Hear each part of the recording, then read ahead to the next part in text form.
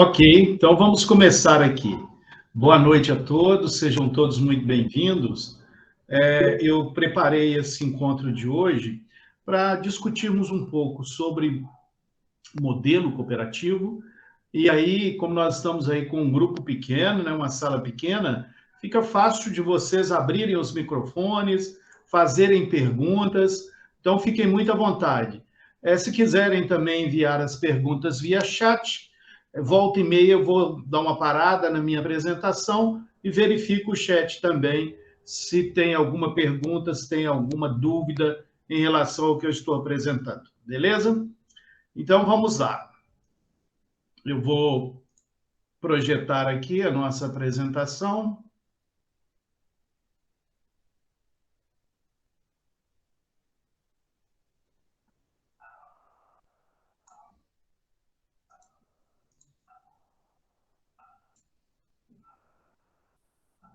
Bom, nós vamos trabalhar, então, cooperativismo, que é uma das partes das provas de admissão da Unimed Belo Horizonte. Nesse encontro, eu quero discutir com vocês um pouco sobre o histórico do cooperativismo e princípios e a Lei 5764. Eu sei que vocês já têm lá uma aula gravada sobre a Lei 5764, mas eu gostaria de pensar, fazer um comparativo entre os princípios cooperativistas, que, em geral, nas provas também são muito, ou pelo menos uma questão explora esses princípios, e vou mostrar esses princípios na prática. Como é que esses princípios se configuram dentro da Lei 5764. Se caso, acho que todos estão vendo aí a apresentação de tela, se caso não estiverem vendo ou não estiver visível aí, me avisem, por favor, tá? Ou se congelar, não estiver passando, me avisem que a gente verifica. Um convite, eu acredito que não seja novidade para nenhum de vocês, é manter o microfone desligado. Ao manter esse microfone desligado, nós teremos aqui menos ruídos no nosso ambiente online, ok? Bom, para começarmos a nossa conversa, vamos falar um pouco sobre cooperativismo, mas eu gostaria, antes de entrar nesse conceito do cooperativismo, falar um pouco desse sistema Unimed, né? O que é a Unimed? É uma estrutura da Unimed, o que ela representa enquanto operadora de plano de saúde. Eu vou me apresentar, eu me chamo Nemísio Antônio Souza, moro aqui em Belo Horizonte, mas sou de uma cidade daqui de perto, chamada Sete Lagoas. Então, eu atuo no cooperativismo em várias unidades do sistema OCB, e no sistema Unimed, eu atuo com selo de governança e sustentabilidade da Unimed Brasil, atuo também na FESP, na Federação das Unimedes do Estado de São Paulo, com a formação de conselheiros de administração e fiscal, e também com um programa de governança e gestão nas cooperativas médicas. E atuo também na Federação Centro-Brasileira, com um programa de valorização do médico cooperado, e na Faculdade Unimed, eu sou professor pela Faculdade Unimed, coordenador de 2 MBAs, o MBA em Gestão de Cooperativas e o MBA em Gestão de Cooperativas Operadoras de Plano de Saúde, ok?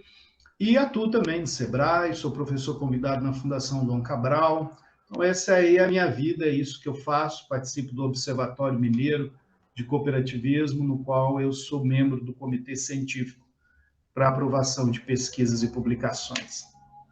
E atuo também no Cicobi, que é o Cicobi Central Cred Minas, com curso de preparação de conselheiros de administração e fiscal e preparação para que eles sejam homologados pelo Banco Central, né? Se eles consigam fazer o que o Banco Central tanto exige dos conselheiros. Muito bem, esse é o meu trabalho, é isso que eu desenvolvo, e só lembrando, lá no Cicobi, eles participam de um processo de certificação, por isso eu trabalho tanto com os conselheiros. Esse é o meu trabalho, eu vivo disso, né? Eu vivo do meio cooperativista e todos os dias estou trabalhando cooperativismo e cooperativas, que parece que são algumas palavras sinônimas, né? Mas não são complementares, porque cooperativismo é um modelo imbuído de valores, princípios, nos quais tem aí a possibilidade de trabalhar inclusão das pessoas de forma democrática.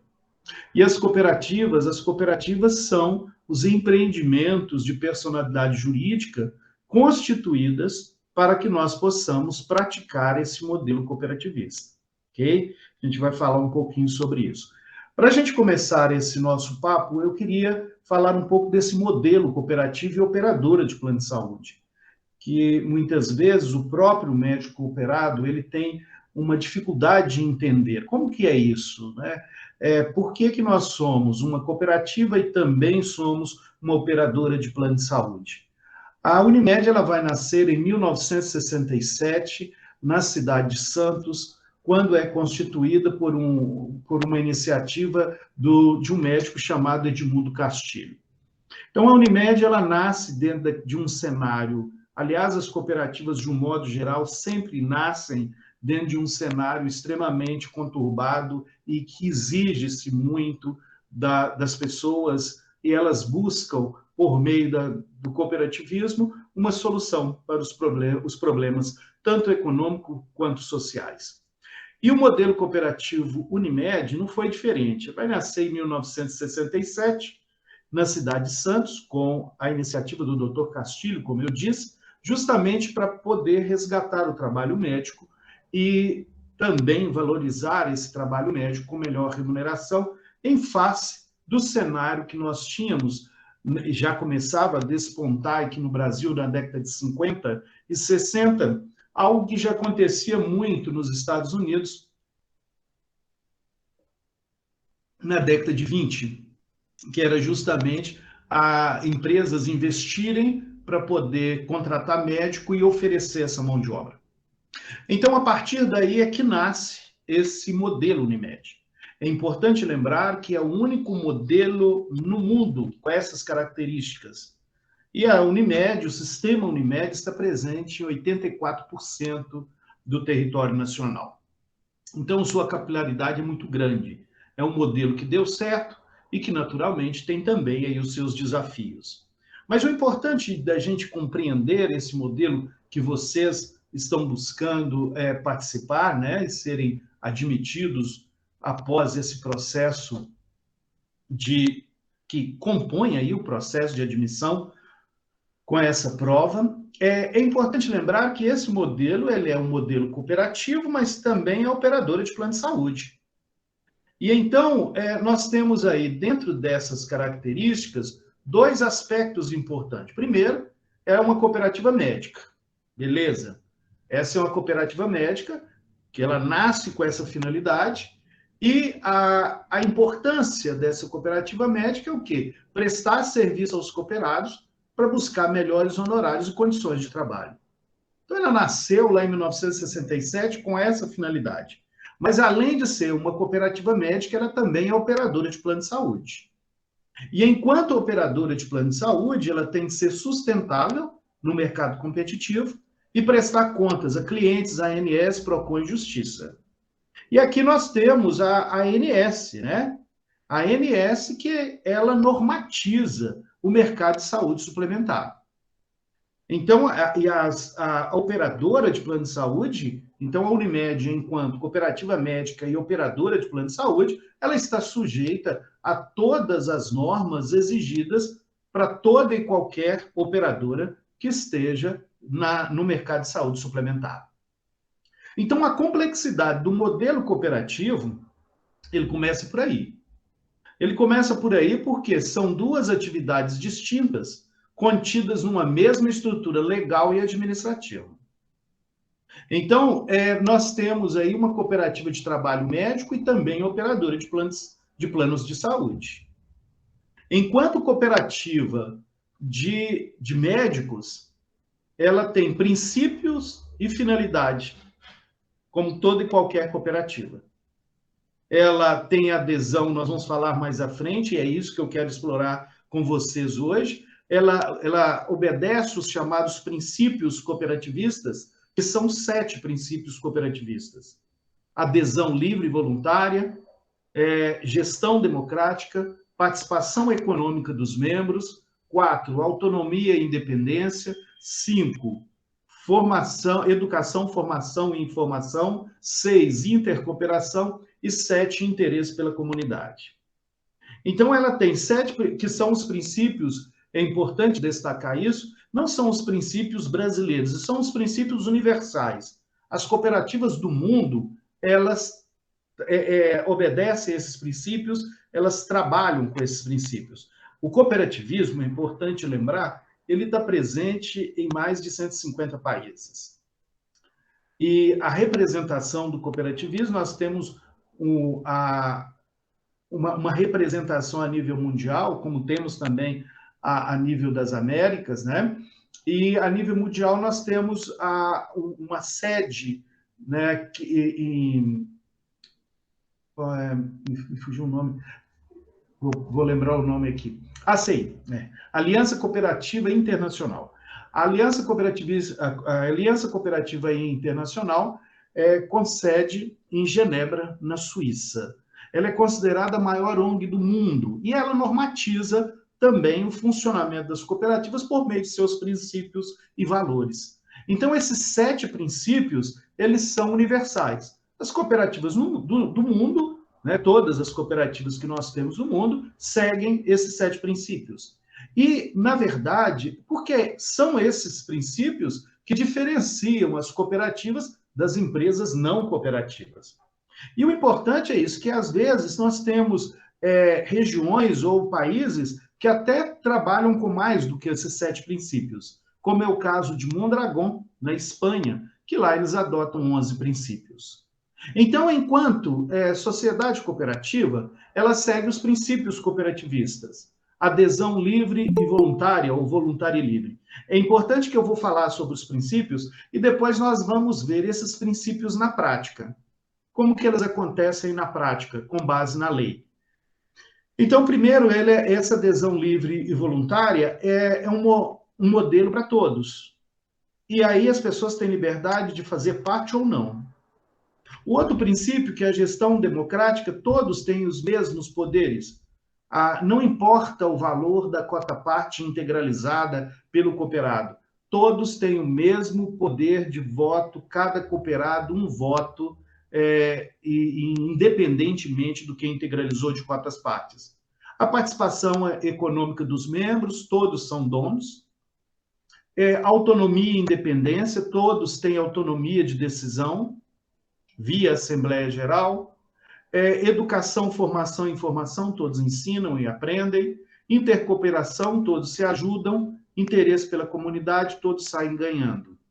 Então, esses princípios congregam dentro do cooperativismo e que, naturalmente, as sociedades cooperativas, elas seguem os princípios cooperativistas. Então, a cooperativa é uma associação de pessoas com interesses comuns, economicamente organizada, de forma democrática, isto é, contando com a participação livre de todos e respeitando o direito e deveres de cada um de seus cooperados, aos quais presta serviço sem fins lucrativos. Aliado a essa complexidade do modelo cooperativo, nós temos mais um ingrediente, que é a Lei 5764, que as cooperativas elas são obrigadas a seguir, obviamente, essa legislação. Os estatutos sociais das sociedades cooperativas não podem sobrepor o que está na lei. Então, o poder do Estatuto Social, enquanto elemento que norteia e traz regramento para o funcionamento das cooperativas, está limitado ao que a lei determina. Mas, além dela ser cooperativa, ela também é operadora de plano de saúde. Então, ela tem obrigações de uma operadora de plano de saúde. Ela tem de controlar a sinistralidade, ela tem de garantir acesso e atendimento para os beneficiados, ela tem de cobrir o rol de procedimentos, ela tem de dar manutenção às redes de atendimento, ela tem de estabelecer provisões técnicas, ela tem de ter garantias econômico-financeiras, ela tem de fazer ressarcimento ao Sistema Único de Saúde, o SUS, ela tem de arcar com o pagamento das multas pecuniárias aplicadas pela ANS, e ela tem que pagar a taxa de saúde suplementar pela Lei 961. Então, ao cometer uma infração, a operadora e seus administradores estão sujeitos a penalidades que vão de advertência até cancelamento da autorização de funcionamento e alienação da carteira da operadora. Então, aí nós temos uma característica da complexidade que é esse modelo cooperativo, que além dela ser uma sociedade cooperativa, ela também é operadora de plano de saúde. Então, na cooperativa de trabalho médico, temos como objetivo proporcionar trabalho e renda para os cooperados, em condições e valores compatíveis com o mercado de saúde suplementar, sendo que o valor da produção médica e o médico ganha pela sua produção, essa produção médica é custo para a operadora. E enquanto operadora de planos de saúde, nós temos de garantir aos clientes beneficiários acesso à qualidade e assistência médica a um preço justo, onde o prêmio pago representa a receita da operadora. O médico cooperado, dentro do empreendimento desse porte, né, e com essas características, ele tem também papéis distintos. O médico cooperado, ao ser admitido na cooperativa, ele passa a exercer o papel de sócio do empreendimento. Então, esse cooperado, e nós podemos, vocês certamente já viram na lei e até no material que foi disponibilizado para vocês, em vários momentos se fala associado, ou se fala cooperado, ou sócio. Tanto faz. Qualquer um dos termos está correto, porque a própria legislação nos permite usar qualquer um desses termos, qualquer um desses adjetivos, para qualificar aquele que integra uma cooperativa, seja sócio, cooperado ou associado. Então, na verdade, esse sócio, cooperado, associado, e aqui vamos trabalhar com o nome cooperado, esse cooperado ele tem papéis distintos lá, porque além dele ser sócio do empreendimento, porque ele entrou nesse empreendimento, não é meramente como um prestador de serviço, ele se associa a esse empreendimento, por isso que vocês, ao serem admitidos no exame e passar por todo o processo admissional, vocês vão precisar integralizar uma quota-parte. Aí ele falou, nossa, vai ter que integralizar um valor alto. Por quê? Porque você está se tornando sócio do empreendimento. Mas além de você ser sócio, você também é usuário desse empreendimento e beneficiário dele. Porque você usa de toda a estrutura e dos recursos próprios desse empreendimento e, naturalmente, por meio, né, dessa utilização, você se torna aí, além de sócio, a figura de usuário. E em alguns aspectos, cliente também. Olha que complexidade que é essa figura do sócio. Porque também você usa os serviços da própria cooperativa, os serviços prestados pela cooperativa, quando você usa o seu plano de saúde. Então, nós temos aí uma complexidade na figura da mesma pessoa, que é o sócio, que é o cooperado. E, então, quem somos é uma cooperativa de trabalho médico, que também é operadora de planos de saúde. E o grande desafio é justamente conciliar esse modelo e manter o negócio sustentável. Aqui eu vou falar um pouco sobre o histórico, né, do cooperativismo, e tudo começa pelo conceito de cooperação. Então, nós temos 3 conceitos que são muito claros aí dentro desse modelo e que, embora muitas vezes eles sejam usados, né, ou discutidos como se fossem sinônimos, mas não são. São conceitos que se diferem, embora se complementem. São complementares. Cooperação é a capacidade das pessoas em atuar coletivamente. Isso é cooperação. A cooperação ela não é instintiva do humano. Então, é muito comum, se você verificar no YouTube, sempre tem um videozinho lá exemplificando a cooperação como as abelhas e as formigas, né? Só que abelhas e formigas não cooperam, não. Elas agem daquela maneira por instinto.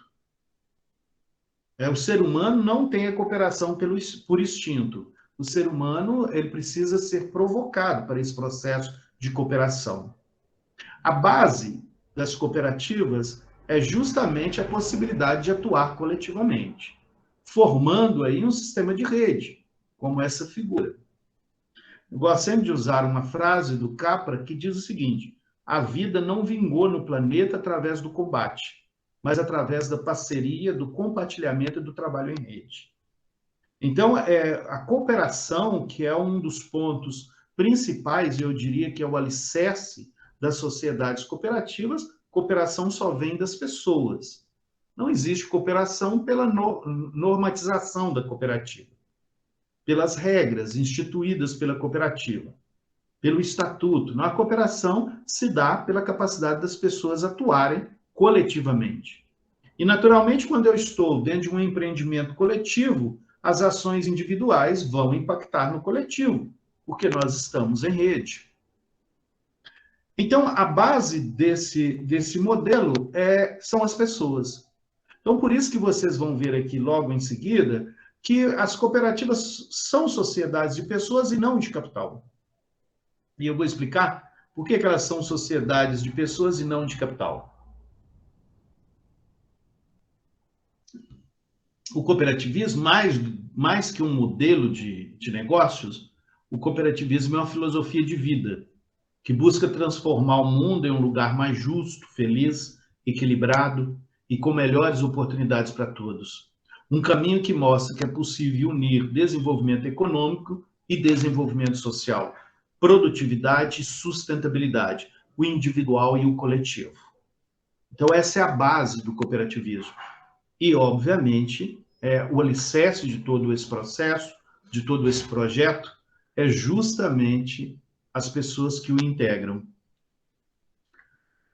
Só a título de informação, em 2020, nós temos um censo do cooperativismo, que é feito pela OCB, que é a Organização das Cooperativas Brasileiras, e em 2020 nós chegamos a 17.121.076 cooperados no Brasil, né? Então, nós tivemos aí um aumento deste número de cooperados, mas que ainda é pouco, né? Se nós pegarmos a população brasileira, considerando aí o último censo de 2019, 211 milhões, a participação dos brasileiros em cooperativas é 8,11%. Ainda é muito pouco. Aumentamos, porque em 2019, que foi o censo de 2018, o cooperativismo, nós éramos 7,36%, né? Agora, para 2020, aumentou 11%, nós passamos para 8,11%. Ainda é pouco. Se a gente pegar, por exemplo, a Argentina, nossa vizinha, 10% da população argentina participa de cooperativas. Se pegarmos países ricos, como os Estados Unidos e a Alemanha, 1 entre cada 4 pessoas participam de cooperativas. Se pegarmos Quebec, no Canadá, 70% da população de Quebec participa de cooperativas. No Japão, 91% dos produtores rurais estão dentro de cooperativas. Em Israel, por exemplo, 70% da produção de alimentos de Israel é via kibbutz, que é um modelo cooperativista. 47% da energia elétrica dos Estados Unidos é distribuída por cooperativas. Então, é um modelo que aqui no Brasil nós ainda temos muito a avançar, nós temos muito a desenvolver, a crescer dentro desse modelo. Só a título de curiosidade.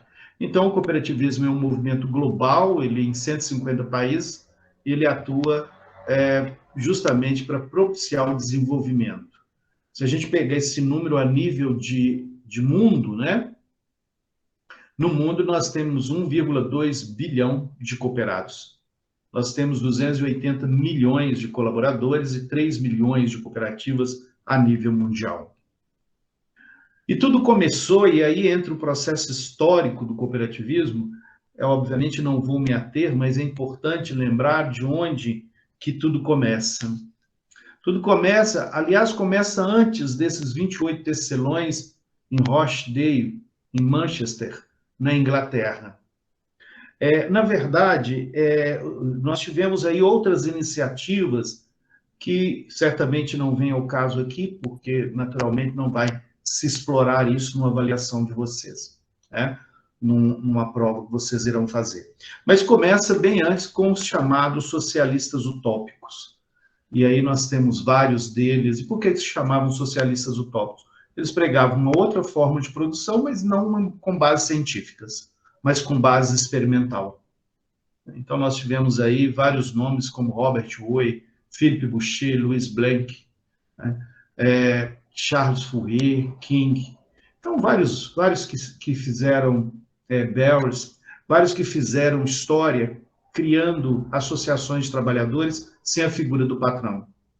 Então, na verdade, em 28, dia 28 em 21/12, né, de 1844, 28 tecelões, eles criam a sua primeira cooperativa.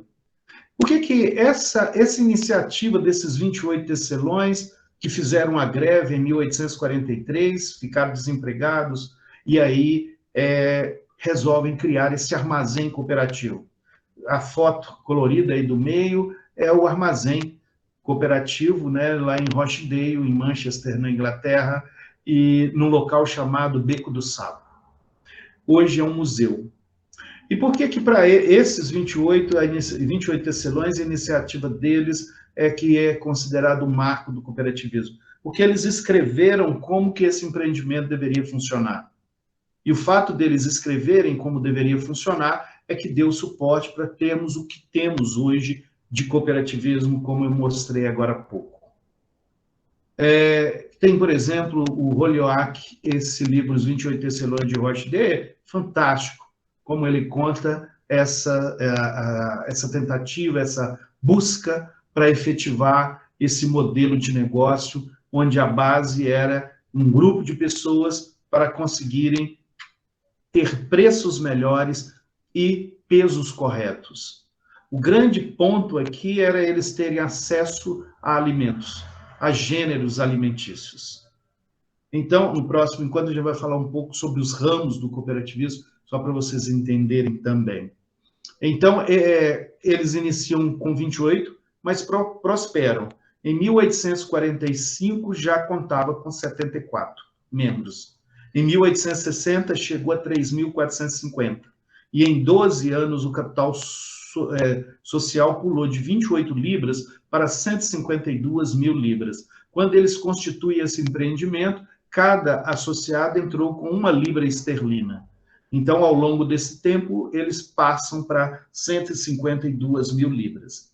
Várias iniciativas na época, nós tivemos várias iniciativas na época e muitas não deram certo. Um grande número não deu certo. Essa deu.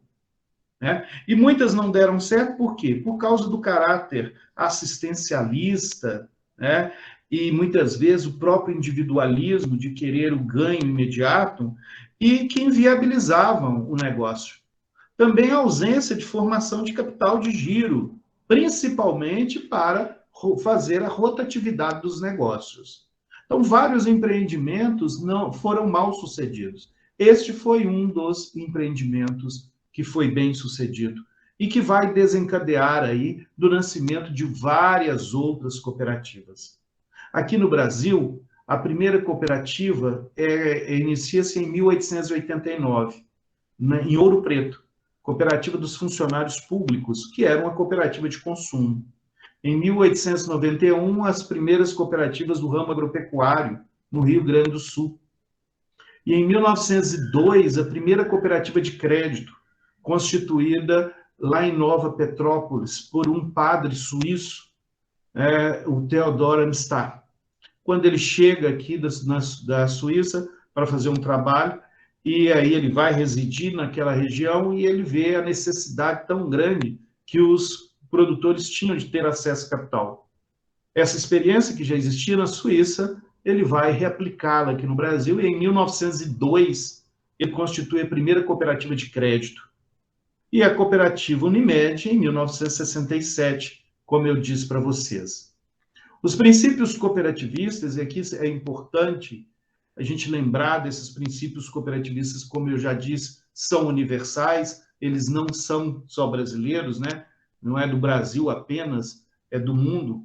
O primeiro princípio é a adesão livre e voluntária. As pessoas, elas têm liberdade de participar ou não do empreendimento cooperativo.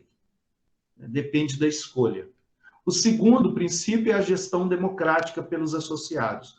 Os cooperados escolhem quem administra e quem fiscaliza a cooperativa que eles são sócios. O terceiro princípio é a participação econômica dos associados. Os cooperados também participam economicamente do empreendimento, a fim, né, de obter resultados e também ganhos pelas atividades desenvolvidas junto à cooperativa. O quarto princípio é autonomia e independência.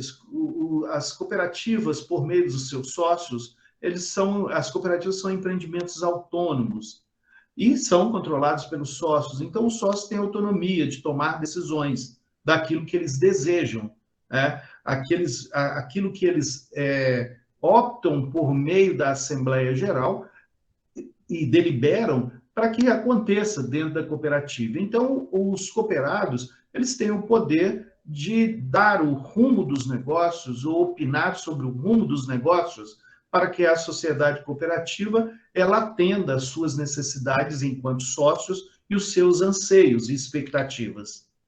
O quinto princípio é educação, formação e informação, um princípio extremamente importante. Aliás, esse princípio ele vem lá de Rochdale, né? Os princípios de Rochdale vão desaguar ao que nós temos de princípios que foram sendo revisados ao longo do tempo pela ACI, Aliança Cooperativista Internacional, e aí, Aliança Cooperativa Internacional, e aí em 1995 congregou-se esses 7 princípios como os princípios universais. O sexto princípio é o princípio da cooperação entre cooperativas, é a intercooperação, né? E essa intercooperação, o que é isso? É a capacidade das cooperativas em atuarem juntas, ou elas poderem criar um sistema de representação, como nós vamos discutir aqui, tá? E isso é importante, porque esse processo de intercooperação, as cooperativas, elas podem, né, e conseguem, obviamente, ganhar força junto ao mercado. Porque quando elas se unem, elas agregam mais valor aos produtos, aos serviços e conseguem obter um maior ganho e, inclusive, expansão no mercado. Agora, essa intercooperação ela pode acontecer também pelo fato ou pela maneira que a cooperativa ela é constituída e de que maneira que nós podemos ter centrais, centrais ou federações e confederações e singulares. Então, eu vou explicar essa classificação também para vocês. E o último princípio é o interesse pela comunidade. As características e especificidades das sociedades cooperativas. Então, eu gostaria de trazer aqui algumas características e especificidades desse modelo. Eu vou só conferir aqui, como eu disse, se temos alguma pergunta aí no nosso chat, né? O bate-papo. Vou parar aqui rapidinho, só para não perder o time aqui, se alguém fez alguma colocação. Não, ok. Depois, mais no final, também abro para essas colocações, se caso vocês quiserem. Quando eu falo dessas especificidades, então eu quero trazer aqui um ponto importante quando a gente fala, ainda não estou projetando, tá, pessoal? Daqui a pouco eu vou começar a projetar. Quando nós falamos dessas especificidades da sociedade cooperativa, as cooperativas elas são diferentes, elas têm um modelo diferente em relação às outras instituições, né? As outras empresas que estão no mercado. Então, a sociedade cooperativa ela tem um modelo completamente diferente das empresas não cooperativas. A começar que não temos a figura do patrão, não temos a figura de uma única pessoa. Então, ela começa por aí. Então, a base desse modelo, enquanto especificidade, são 4 características muito importantes. A primeira característica, ela é uma sociedade de pessoas e não de capital. A segunda característica, ela tem dupla natureza ou identidade. Terceira característica, que ela é de propriedade comum. E a quarta característica, que a base das sociedades cooperativas é justamente o processo de autogestão. Então, vou explicar isso aqui para vocês, projetando. Então, vamos lá.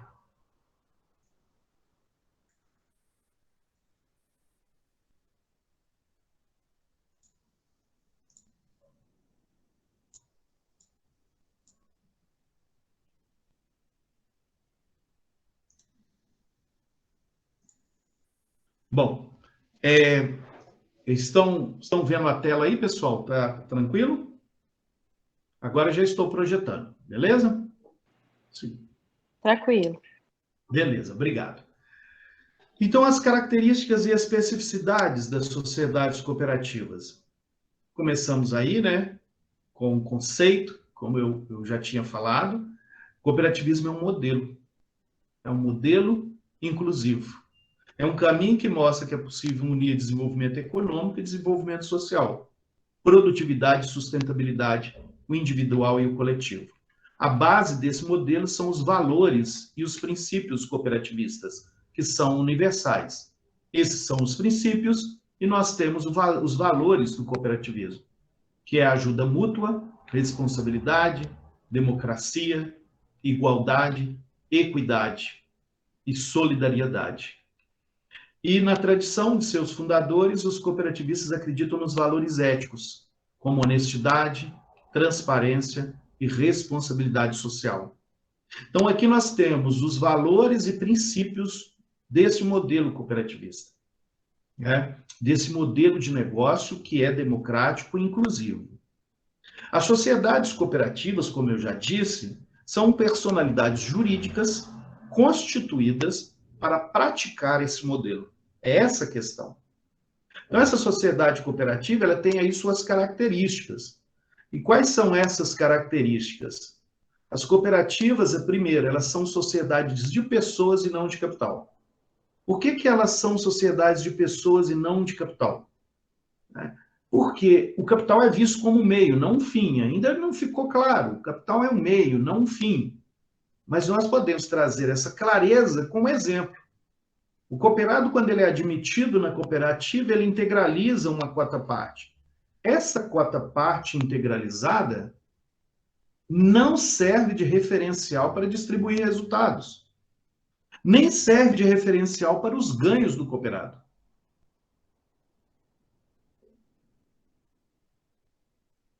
Se ela fosse uma sociedade de capital, o seu ganho estaria atrelado ao capital que você injetou no empreendimento.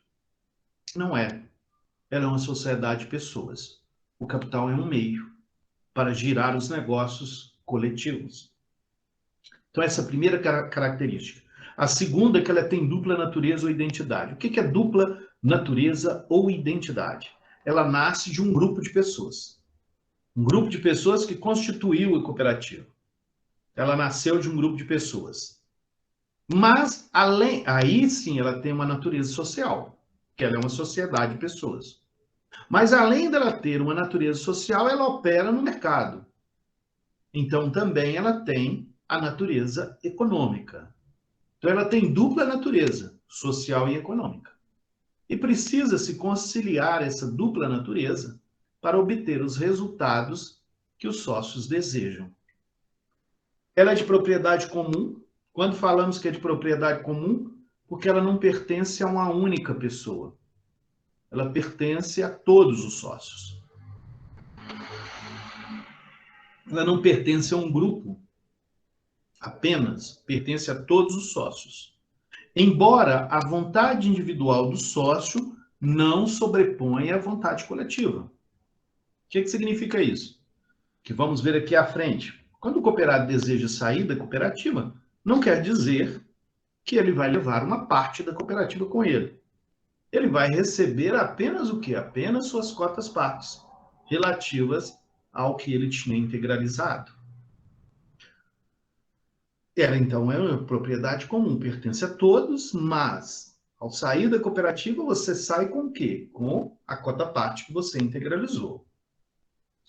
E o quarto princípio, a quarta característica, é a autogestão. O que é a autogestão? É a capacidade dos sócios em decidir os rumos do empreendimento e os próprios sócios gestioná-lo, né? Ou seja, fazer a gestão desse empreendimento.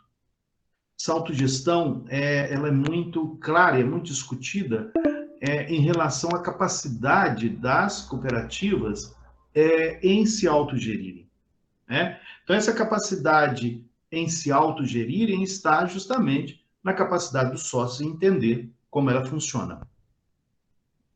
Eu trago aqui para vocês um olhar sobre esse histórico do sistema Unimed. Não vou me ater aqui ao histórico, porque vocês têm isso dentro do material de vocês, mas é sempre bom lembrar qual que é o histórico desse sistema e o histórico da Unimed Belo Horizonte. Então, o histórico do sistema Unimed, como eu disse a vocês, desde 1920, já acontecia nos Estados Unidos as chamadas organizações de saúde privada. Se desenvolveu nos Estados Unidos, onde um dono de capital, um investidor, ele contratava médicos para atender empresas. Então, esse investidor ele não era ligado à medicina, ele não era médico, ele era apenas quem tinha capital. E fornecia serviço médico às empresas, comercializavam. E aí, no Brasil, vai chegar, né, no Brasil, entre as décadas de 1940 e 1950, e aumenta, evidencia-se em 1960, as empresas públicas passaram a reverter recursos próprios e de seus empregados para financiar suas ações de assistência à saúde. Porém, foi com a implantação da indústria automobilística na região do ABC Paulista, na década de 1950, que o setor passou a se estruturar de fato. Então, aqui nós tínhamos a figura do investidor, ele investia, né? O que ele fazia? Ele fazia um investimento contratando médicos para poder operar no mercado, atuar no mercado, oferecendo o trabalho médico. Ele negociava esse trabalho médico. E em meio a isso, nós tínhamos uma desvalorização desse trabalho médico, né? Ele era desvalorizado, né? Pagava o que ele queria pagar, esse investidor. E substituía o médico quando ele bem entendesse. Então, em meio a essa situação, que em 18 de dezembro de 1967, reuniram-se 23 médicos para formalizar a constituição da cooperativa, cujo nome foi inspirado no ideal maior que almejavam a União dos Médicos Unimed. Então, nesse período, a cidade de Santos era o principal núcleo urbano do litoral paulista, que passava por intensa expansão graças à implantação da indústria petroquímica na vizinha Cubatão. E foi por meio do Edmundo Castilho, como está aí no material de vocês também, que ele vai estimular a constituição dessa união de médicos. E resultou o que nós temos hoje, né? São 344 cooperativas Unimedes, com 116 mil médicos cooperados, 17 milhões de beneficiários, 2.445 hospitais credenciados, 119 hospitais próprios. Tem esse vídeo, que eu não sei se vocês tiveram acesso, ele é muito interessante, ele conta essa história do sistema Unimed, fica aí a dica, vale a pena. Depois, no final, quem não ouviu ainda, pode colocar aí no bate-papo ou chat, se caso interessar no link, eu já deixo o link aí para vocês. E a Unimed BH, ela nasce após a experiência da Unimed Santos, em 1967, plantava-se raiz do Plano Nacional de Saúde, no Plano Nacional de Saúde, no trabalho piloto de Barbacena e vizinhança, dos anos de 1969 e 1970, comandado por idealistas que, não tendo tido apoio governamental para a obra dessa dimensão, desaguaram. E em 1971, com o apoio da Associação Médica Brasileira e da Associação Médica de Minas Gerais, na fundação da Med Minas, que depois foi rebatizada como Unimed BH. Então, ela nasce na noite de 1º de abril de 1971, foi constituída a Med Minas, Sociedade Cooperativa Regional de Belo Horizonte, para a prestação de serviços médicos e hospitalares. Cada um dos 152 cooperados fundadores contribuiu com 6 cotas de 100 cruzeiros na época, valor que equivalente a cerca de R$ 2.450 em 2014, considerando, né, essa correção pelo IGP. E o total chegou a pouco mais de 91 mil cruzeiros, o que representa 370 mil em valores atuais. Esse era o patrimônio inicial da cooperativa. Imagino que era isso para o que a Unimed BH é hoje, né, gente? E ela nasce assim, 4 anos depois de sua criação, a MED Minas passou a atuar como Unimed Belo Horizonte. Então, a Unimed BH. Então, na Assembleia realizada em 14 de outubro de 1975, foi aprovada essa modificação estatutária que oficializou a nova razão social.